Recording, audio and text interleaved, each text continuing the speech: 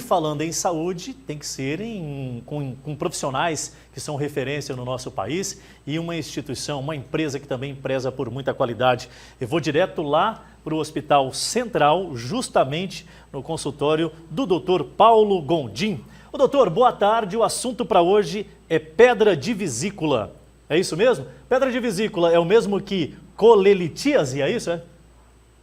Exatamente, meu amigo Nonato.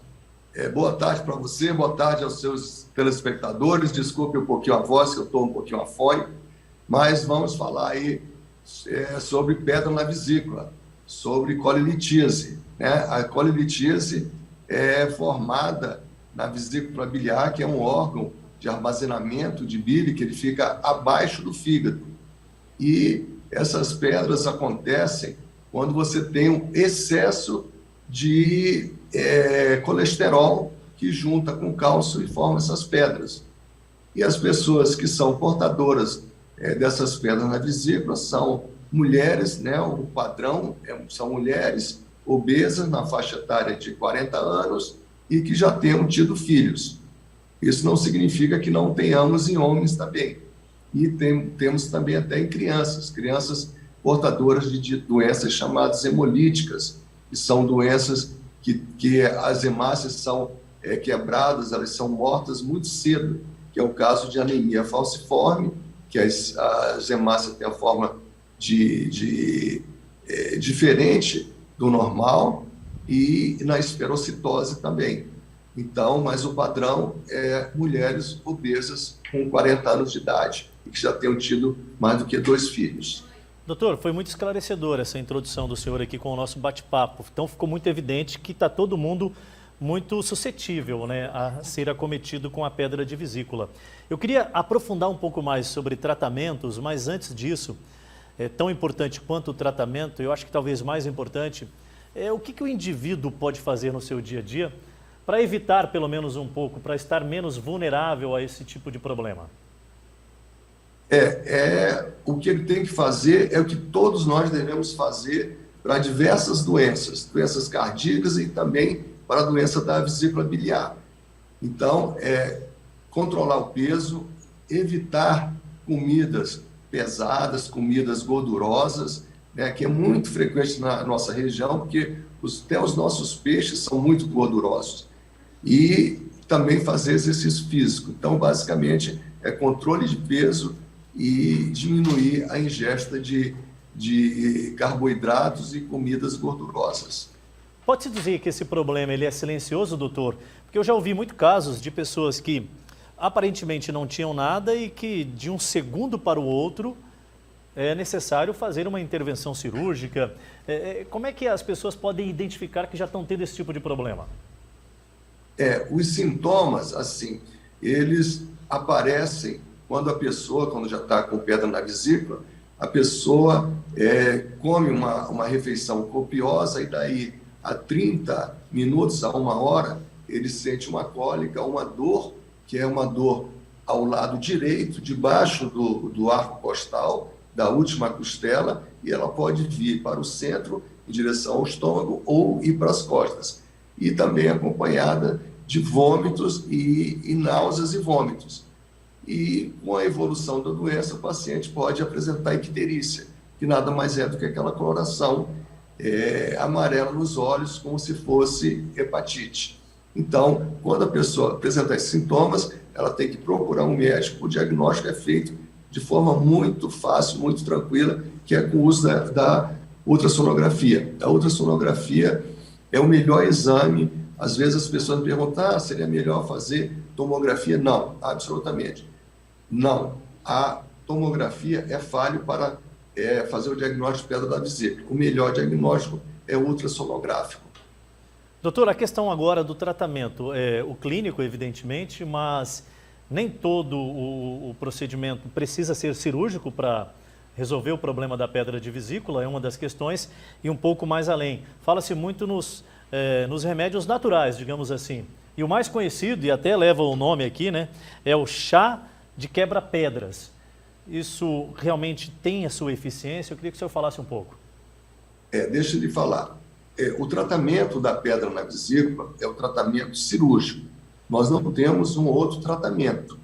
Então, essa coisa popular que inventaram de tomar chá de boldo, chá quebra-pedra, de tomar azeite doce, o azeite nosso português, isso aí há uma piora nos pacientes. Porque a vesícula, quando cai alguma coisa gordurosa dentro do estômago e do intestino, ela contrai.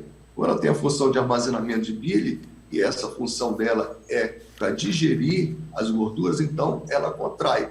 Ao ato dela contrair, a movimentação das pedras. A hora que quando a pessoa toma o azeite português, há uma contração e essas pedras são empurradas de encontro ao final da vesícula. Ali nós temos uma bolsa, chama-se bolsa de Hartmann ou infundíbulo, e ela pode obstruir a saída da bile, levando a um quadro agudo. Ou também tem um canal que leva a bile até o intestino, que chama colédoco. Essa pedra pode descer quando você toma esse tipo de alimentação, e chá e essas coisas, pode descer e obstruir lá embaixo, levando um quadro grave de pancreatite e podendo até ocasionar a morte do paciente. Então, às vezes as pessoas perguntam também, eu tenho pedra muito pequena, então não é melhor esperar ela crescer? Não, as pedras pequenas são as que levam maior risco.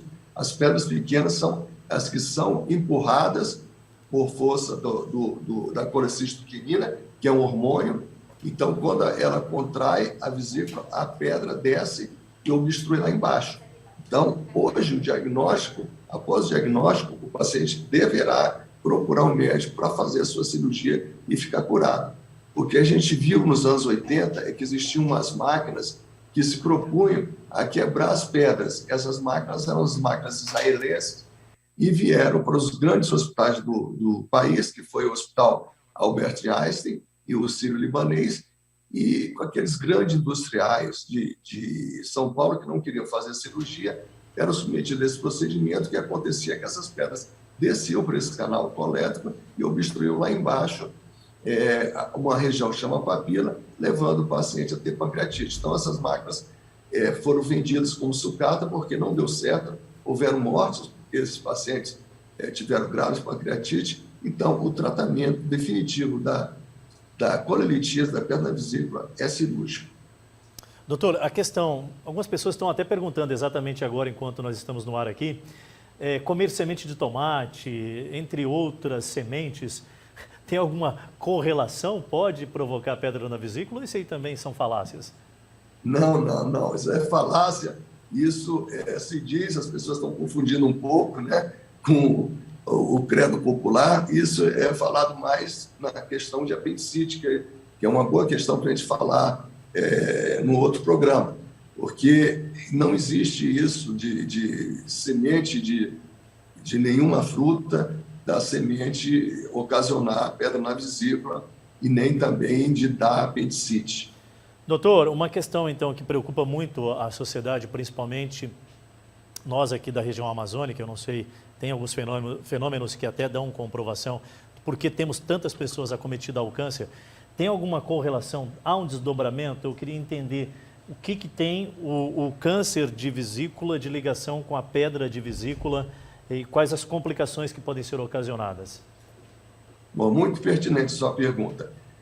O câncer da vesícula, hoje nós sabemos, da vesícula biliar, nós sabemos que está diretamente ligado à pedra. A pedra, a colelitíase, a pedra na vesícula é um fator causal. Por quê? Você tem, como eu já falei, a ação fisiológica da vesícula quando cai alimento no estômago. E aí, quando há essa contração da vesícula, o paciente não quer operar, vai empurrando para a barriga, vai deixando para lá, não quer operar. E aí o que acontece? A vesícula contrai e essas pedras, que podem ser aparentemente pequenas, mas para uma célula vesicular, elas pesam 1 tonelada. Então, aquele constante trauma sobre o epitélio da vesícula, sobre as paredes da vesícula, são fatores causal de câncer da vesícula, e que é um câncer extremamente agressivo. Então, o que a gente diz é o seguinte: fez o diagnóstico, tem o diagnóstico fechado de pedra na vesícula, é importantíssimo que se opere. E hoje, a cirurgia, o padrão ouro da cirurgia da vesícula biliar é a colestectomia, retirada da vesícula por videolaparoscopia. Em mãos hábeis, com uma equipe altamente treinada, em um hospital dotado de UTI, é uma cirurgia extremamente simples e segura, rápida, eficaz. Então, não tem que a gente viu nessa pandemia que os pacientes chegavam extremamente graves no hospital, porque eles não queriam vir no hospital, nos hospitais por razões óbvias, e aí eles se complicavam em casa. Então, fizemos muitas cirurgias, nós não paramos de trabalhar e fizemos muitas cirurgias de pacientes com uma gravidade muito grande por postergação da cirurgia, do tratamento cirúrgico. Muito bem, aqui o Dr. Paulo Gondim, direto lá do Hospital Central, Complexo Hospitalar Central, nos deu um pouquinho do seu tempo, direto lá do seu consultório, para trazer essa entrevista super esclarecedora aqui no programa Band Cidade para todo o estado. Dr. Paulo, que satisfação enorme, muito obrigado, portas sempre abertas. Muito obrigado, meu amigo Honorário. E eu quero reiterar, quero dizer, deixar patente a importância dos pacientes operarem uma equipe que tenha experiência e mais, em um hospital que seja dotado de UTI. Isto é segurança. Tá bom, meu amigo? Muito obrigado, estamos à disposição. Perfeito, são cuidados extremamente necessários serem tomados. Mais uma vez, muito obrigado a toda a equipe lá do Hospital Central. Falando em saúde, sempre aqui no Band Cidade.